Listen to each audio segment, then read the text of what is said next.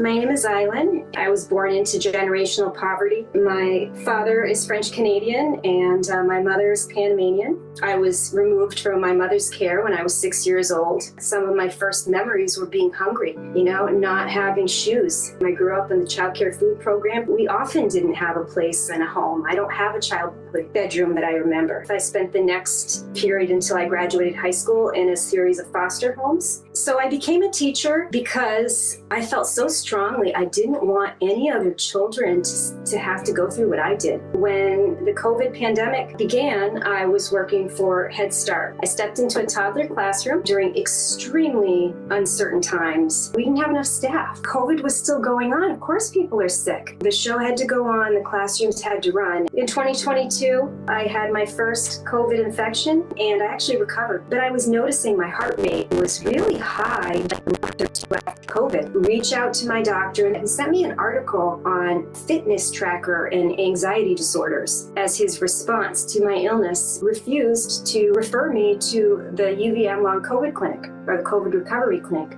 How the hell am I going to run a site with 3 of 7 teachers? I was told the classroom had to stay open. I worked sick for 6 months. I dropped to 87 pounds. I was having chest pain all the time. I was crashing. There's something called post-exertional symptom exacerbation. So I was quite sick. I went on protected leave at that point. I was diagnosed in January of 2023 with long COVID. Well, I was sick as all hell in the beginning, but I thought, how wonderful. I'm on leave. They're still paying me. I have a disability policy. I'm going to go back to work after a nice rest. That's what I was thinking. We kind of had a protocol in place for me to get back into work. So I wrote a formal accommodation letter. The whole process of requesting accommodations was incredibly difficult. There's nobody to help you. Push came to shove. I was fired. I didn't get my accommodations.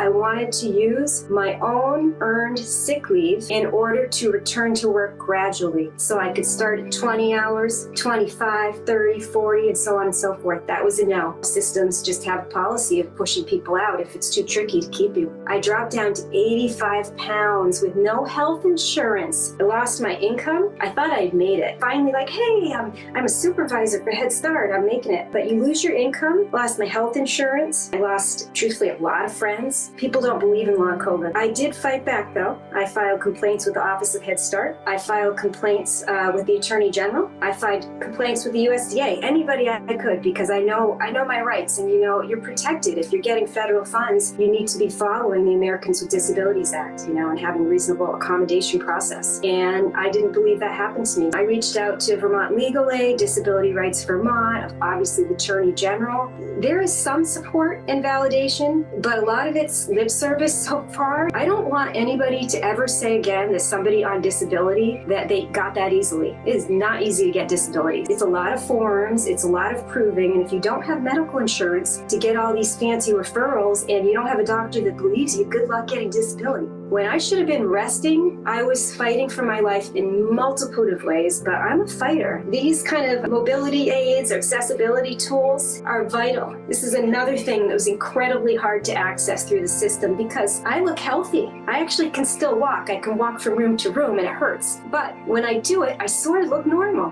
I had a physical therapist come do a home health evaluation just last week, and she told me, oh, it's just your nervous system there's something wrong with, and we can't help you. Right now, they're telling kids to come to school COVID positive. That's in the state of Vermont regs. I'm calling out the Vermont education system, the Vermont Association for the Education of Young Children, Department of Children and Families. The first thing that was lost was my health. The ability to support myself financially. I have lost my career. I've lost my ability to walk in the woods. I've lost my ability to pick up my granddaughter. It's a really shitty experience to work as hard as I have in life and not have a home to go to that I feel safe in. The Vermont Department of Health needs to immediately start looking into the research and focus on giving public health guidance about how dangerous COVID infections are. We need to look at clean air in hospitals, in schools, in nursing homes, and of course, childcare centers. We need a really clear message from the Vermont Department of Education and Child Care Services that COVID positive people are supported at home. They do need remote learning opportunities because because children do have it. We need Medicare and we need telehealth flexibilities. Really educators, I'm sure teachers too, but you need sick leave, paid sick leave, and lots of it, as much as they need. Teachers want to teach. Big love to the teachers still teaching. Take care of yourself.